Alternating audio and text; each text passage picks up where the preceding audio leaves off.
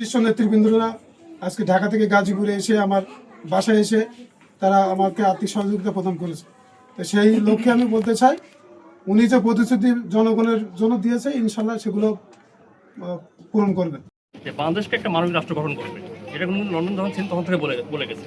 যেই কারণে উনি কিন্তু সবসময় মানবিক কাজগুলো উনি মূলত যে কোনো একটা তথ্য পেলে সরাসরি আমরা বিএনপি পরিবারের আহ্বায়ক আতিকুর রহমান ভাইকে উনি প্রেরণ করে এবং তার মাধ্যমে আমাদের কাছে তথ্য চলে আসে।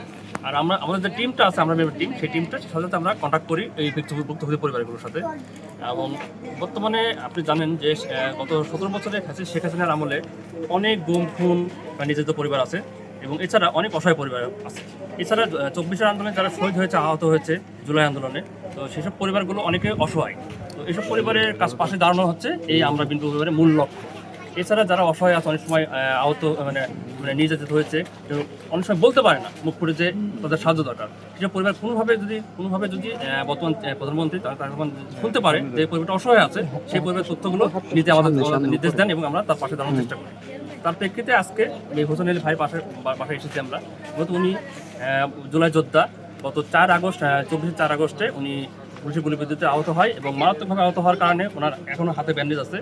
তো ওনার চিকিৎসা উনি অতটা আর্থিকভাবে সচ্ছল না, কিন্তু ওনার যে চিকিৎসা প্রয়োজন, চিকিৎসা করতে গিয়ে উনি অনেক আর্থিকভাবে ক্ষতিগ্রস্ত হয়েছে এবং সেই প্রেক্ষিতে আমরা আজকে এসেছি এবং ওনার চিকিৎসার জন্য যা প্রয়োজন সেটা আমরা দিয়েছি। এছাড়া উনি যে চলবে, মানে একটা মানুষ তো তার পরিমাণে চলতে পারে, সেই জন্য তার যে দোকান করবে সেই দোকানের জন্য প্রয়োজনীয় অর্থ আমরা দিয়েছি।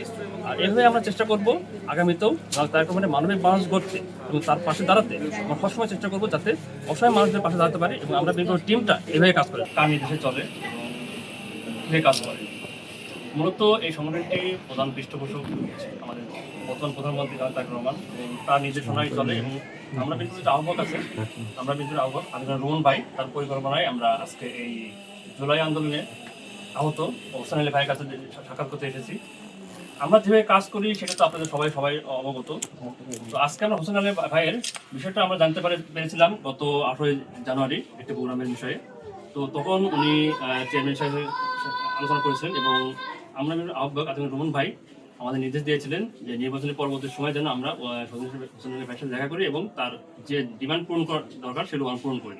তার প্রেক্ষিতে আমরা মামুন ভাইয়ের কন্ট্যাক্ট করি এবং আজকে আমরা তার তার যে ডিমান্ড ছিল যে চিকিৎসা সহায়তা নেবে উনি, কারণ উনি চিকিৎসা করতে যে অনেক টাকা খরচ হয়েছিল।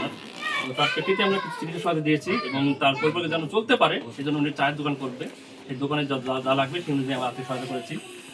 আর এইভাবে আমরা সারা বাংলাদেশে মোটামুটি আমরা এখন পর্যন্ত প্রায় 43 জেলায় গিয়েছি।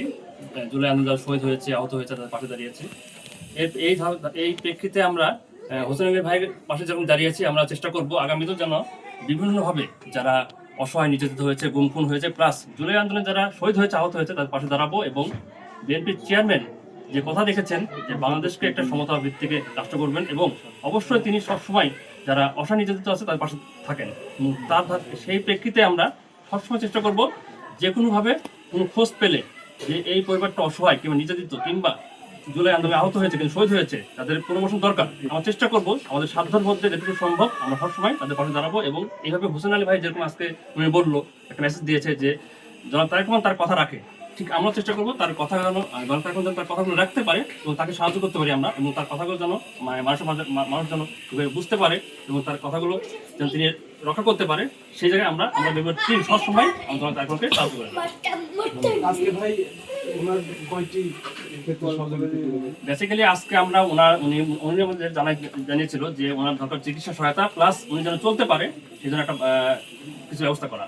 সেই প্রেক্ষিতে আমরা ওনার চিকিৎসা সহায়তা করেছি পুরোটা, এবং তার যে একটা দোকান করবে উনি, সেই দোকানের জন্য যা যা প্রয়োজন, সেই জন্য যে অর্থ প্রয়োজন সেটা আমরা তাকে